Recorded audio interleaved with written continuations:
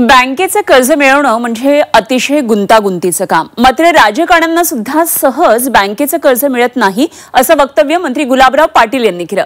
बँका, cooperative society या पुढाऱ्यांना कधीच कर्ज देत नाहीत, कारण सर्वात जास्त कर्ज बुडवणारी जात ही आपलीच असते असं वक्तव्य पाटील यांनी केलंय।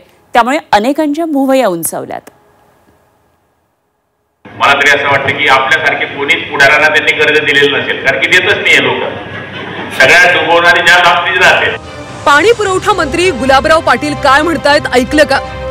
बँका, कोऑपरेटिव्ह सोसायटी या पुढारी राजकारण्यांना कधीच कर्ज देत नाही असं म्हणतात। जळगावच्या अमळनेर तालुक्यातल्या एका खासगी बँकेच्या उद्घाटन प्रसंगी मंत्री गुलाबराव पाटील यांनी आपल्या भाषणातून ही खंत व्यक्त केली। राजकारणी सर्वात जास्त कर्ज बुडवणारी जात आहे, त्यामुळे आपल्याला सहजासहजी कर्ज मिळत नाही असं वक्तव्य मंत्री गुलाबराव पाटलांनी केलंय। मला तरी असं वाटतं की आपल्यासारखे कोणीच पुढाऱ्यांना त्यांनी कर्ज दिलेलं नसेल, कारण की देतच नाहीये लोक।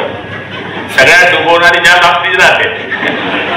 त्यामुळे मला तरी असं वाटतं की या बँकेची खूप खूप प्रगती हो अशी देवाच्या चरणी प्रार्थना करतो। या कार्यक्रमात बोलताना पाटील यांनी सहकार क्षेत्रावर भाष्य केले। जिल्हा मध्यवर्ती बँकांप्रमाणे शेतकऱ्यांना कर्ज देण्यासाठी आता राष्ट्रीयकृत बँका सुद्धा मैदानात उतरल्या। सुरुवातीला राष्ट्रीयकृत बँका कर्ज देताना गुलाबराव पाटलाच्या कपड्यांकडे बघून कर्ज देत होत्या, मात्र आता शेतकरी आणि बचत गटांना सुद्धा या बँका कर्ज द्यायला तयार झाल्यात। मी माझ्या आयुष्यात कोऑपरेटिव्ह संस्था काढल्याने मी कुठल्याही विकास सोसायटीचा संचालक सुद्धा नव्हतो। सोसायटी आणि ग्रामपंचायतीच्या निवडणुकीपेक्षा विधानसभा निवडणूक सोपी आहे। सोसायटीमध्ये निवडून येणं मोठं अवघड आहे असं म्हणत सहकारातल्या राजकारणाविषयी सुद्धा त्यांनी भाष्य केलंय। नॅशनलाइज बँकेमध्ये गुलाबराव पाटलांना जायचं असेल तर पहिले त्याच्या कपड्याकडे बघावं लागायचे।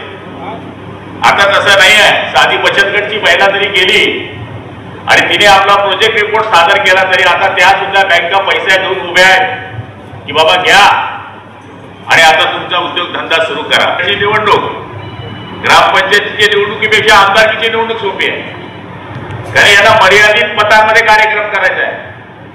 आमदारकीच्या निवडणुकीमध्ये या गल्लीत भेटतो, त्या गल्लीत भेटते, या गावात प्लस आहे, पुढच्या वेळेस त्या गावात मायनस राहतो। पण इथे कसं राहतं, मेरे बाप उसके बाप को गिराया था, म्हणजे तिथून बदला होतो। दरम्यान पाटलांच्या वक्तव्यावर किशोरी पेडणेकर यांनी टीका केली। गुलाबराव पाटलांना माहिती आहे की ते कसे निवडून आले असं म्हणत पेडणेकरांनी टीका केली आहे। गुलाबराव पाटलांना पण माहिती आहे, ते फारच आश्चर्यचकित झाले की मी निवडून कसा आलो। त्यामुळे त्यांचे आश्चर्यचकित त्यांना माहिती, त्यामुळे तुम्ही ज्या पद्धतीने निवडून आला ते तुमचं तुम्हाला माहिती।